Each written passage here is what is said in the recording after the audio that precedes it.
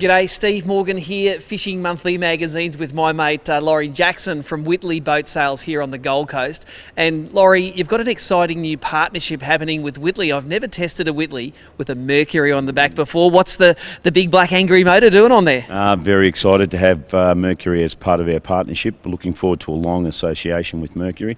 Looks good on the boat too, Steve. Looks really good on the boat. So I think you're going to enjoy the drive today. Yeah, so we're going to put a boat on the water today. It's the Whittley Sea Legend, which is the SL series and 22 feet long. Give us a bit of a rundown about this boat. Is it a family boat, a fishing boat? What am I going to expect?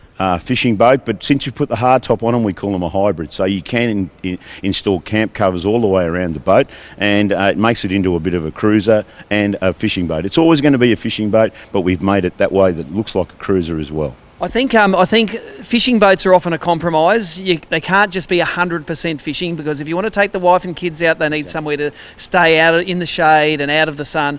I think this is a good compromise between both, because you can get enclosed, out of the wind, out of the rain. Yes, that's exactly right. And if you're fishing offshore wide or fishing in the broad water, you can have that extended bimini at the back of it. There's got drop down clears from those cold or wet days. You can pull those down. No one gets wet on the way home.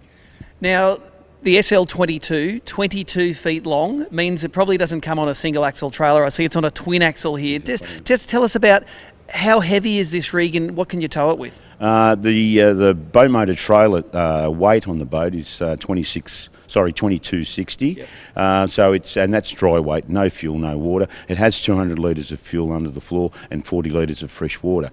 Actually comes with a freshwater shower in the back too, Steve, just for one of those little nice comforts for mum and dad. And I think that means that you could tow it with basically any twin cab ute on the market or larger. Yeah. 3.5 tonne ute can tow the boat quite comfortably. As I said, it was 2260. You could even tow it with a full tank of fuel and the water on board, and you're still under the 3.5 tonne. Now this has got, it's a 200, this is on the back of Mercury. This is one of the new V6 3.4 litre petrol using Mercurys. Have you had this for a spin yet? It looks like it's going to be a bit of a rocket ship. Yes, and we love driving it. It is a really good boat to drive, really good feel. The Mercury engine, nice torquey engine, gets it up and goes really well straight away up off the plane. Awesome. Now, if you're coming from a tinny or a smaller boat and this is your first venture up into a glass boat, launching and retrieving, easy, difficult, how does it go? Yeah, our Dumbier McKay trailers make it so easy. We have the catch rail on the back. It's centre of the boat, centre of the trailer, straight up onto the beds, and it mounts and goes straight up onto the post at the front. It's very, very easy. Well, it is a really good-looking boat, and it does definitely match the motor on the back. Let's do what we love doing at Fishing Monthly. Let's get this rig on the water. We're going to come back to you with some performance statistics.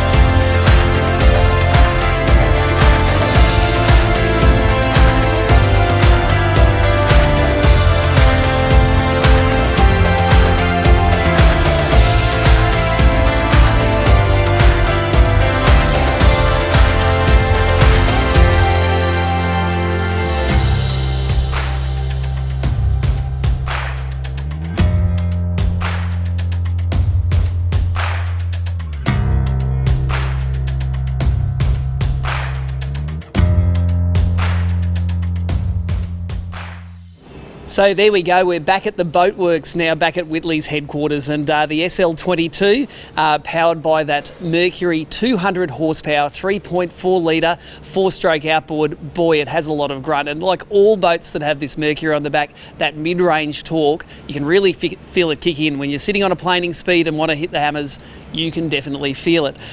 We've tested a lot of SL22s over the years, from inboard powered versions to outboard powered versions, and I'd have to say this one with that extra extra grunt. It has to be my favourite. The hard top, I think, is essential if you're a fisherman, especially in Queensland where we're based here, but in fact, everywhere you're fishing, no one likes getting stuck in the wind and rain. For Queenslanders, this has big side venting windows where you get good air circulation, and it also has the ability to put on an optional bimini top at the back, which gives you extra shade. And if you go for that option, you can put the all-round clears, they can hang off it, and it really encloses that boat if you want to turn it into a family camping style boat. Speaking of the family and starting at the front of the boat, the cabin isn't the hugest cabin I've seen in a 22-foot boat, but it definitely will keep people out of the sun, out of the weather, and happy if they don't want to be out fishing. And coming to the back of the boat, looking at the cockpit, there is ample fishing space in the back of the cockpit, but also it isn't the largest cockpit I've seen in a 22-foot boat, but there's a really good reason for that.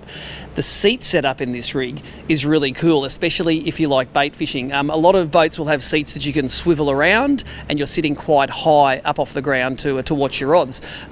It's inherently comfortable though to be sitting down low and already facing backwards, and you've got the forward and the backward facing seats at the same time in this rig.